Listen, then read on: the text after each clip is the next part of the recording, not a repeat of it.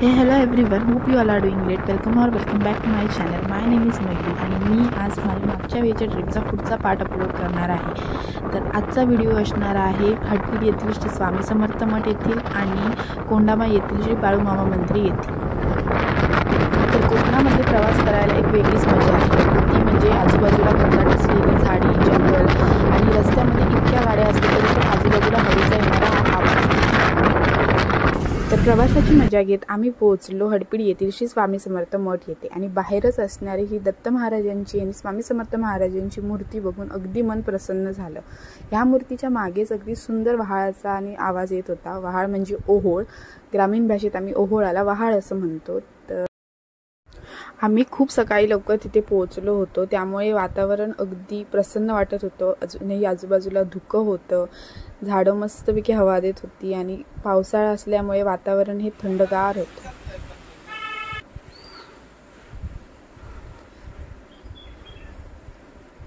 तर हे श्री स्वामी समर्थांचं मठ, इथे आम्ही कायम येतो, नेहमी येतो आणि इथे आल्यावरती नेहमी प्रसन्न वाटतं. इथला वावरच अगदी वेगळा होऊन जातो.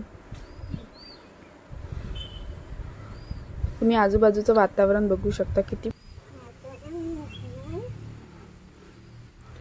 इथे आय थिंक त्यांचं भक्त निवास आहे आणि हे ऑफिस, आणि इथे तर भारीच.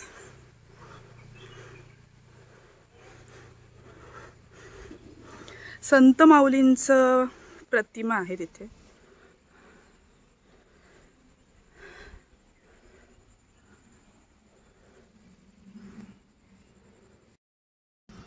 तर येथे संत मेळ्याचं असं सुंदर चित्रीकरण किंवा मूर्ती अशा स्थापन केल्या होत्या. मागे विठू माऊली सुद्धा होते, तुम्ही बघितले असाल. तर आजूबाजूचा हा पूर्ण परिसर अगदी भक्तिमय बनवलेला आहे.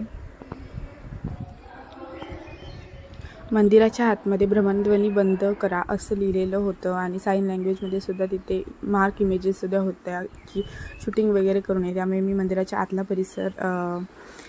परिसर किंवा स्वामींचं दर्शन तुम्हाला नाही देऊ शकते, पण तुम्ही इथे नक्की येऊन स्वामींचं दर्शन घेऊन घ्या. इथला आजूबाजूचा परिसर तुम्ही बघू शकता किती भक्तिमय आहे, किती सुंदर. बाजूबाजूला माडाची वगैरे झाडं लावलेली आहेत आणि मंदिर देखील खूप सुंदर आणि रेखीव आहे.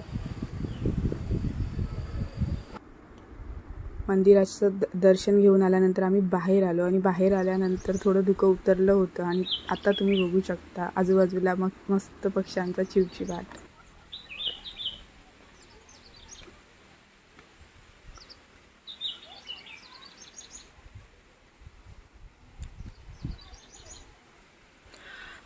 आज आपल्यासोबत आहे परी.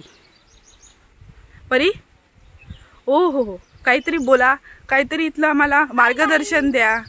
Hi guys. ओके,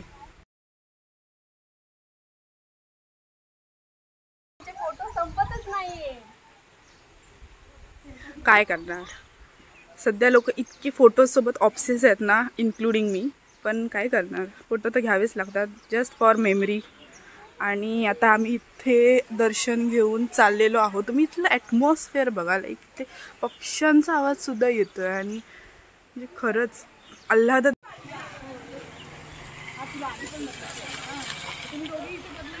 तर आता आम्ही आलो आहोत श्री क्षेत्र बाळूमामा कोंडामा येथे आणि इथून आम्ही जातोय जेवढा आणि तिथून नापणीच्या येथे. तर तुम्हाला हे मंदिर कसं वाटलं आणि तुम्ही नक्की इथे भेट द्या. इथे खूप प्रसन्न वातावरण आहे आणि शांत अगदी सुंदर दर्शन होतं बाळूमामांचं. तर आमचं दर्शन आता झालेलं आहे. इथून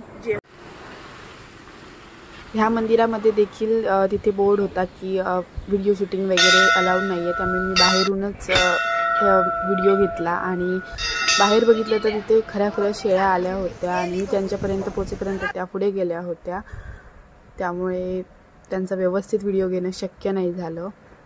पण इथे बाळूमामांच्या ह्या शेळ्यांची प्रतिकृती बनवलेली आहे आणि हे मंदिर बाहेरून इतकं सुंदर आहे, तितकंच आतूनही खूप सुंदर मंदिर आहे. बाजूला दत्त महाराजांचं मंदिर आहे आणि तुम्ही इथला आवाज ऐकू शकता हवेचा. इतका जोरात इथे आवाज येत होता हवेचा, खूप भारी वाटत होतं.